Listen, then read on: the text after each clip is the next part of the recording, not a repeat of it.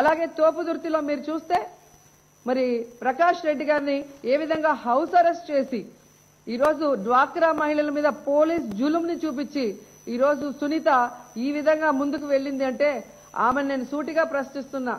డ్వాక్రా శాఖకి మంత్రిగా ఉండి, ఒక మహిళా మంత్రిగా ఉండి డ్వాక్రా మహిళల్ని మోసం చేయడానికి నీకు సిగ్గు లేదా అని అడుగుతున్నాను. జగన్మోహన్ రెడ్డి గురించి మాట్లాడే నీకు డ్వాక్రా మహిళలకి 14,200 కోట్లు ఏదైతే ఉందో ఆ రుణమాఫీ చేయించే సత్తా ఉందా? ఈ రోజు అది 2018కి 22,000 కోట్లకు వచ్చింది. మరి అది రుణమాఫీ చేయించే సత్తా నీకుందా నేను అడుగుతున్నాను.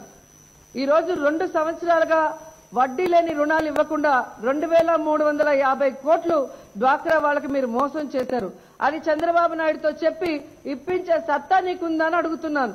ఈ రోజు పోలీసులు లేకుండా ఈ పసుపు కుంకుమ కార్యక్రమానికి డ్వాక్రా మహిళల దగ్గరికి వెళ్లే ధైర్యం లేని నువ్వు జగన్మోహన్ రెడ్డి గురించి మాట్లాడటం ఏంటమ్మా?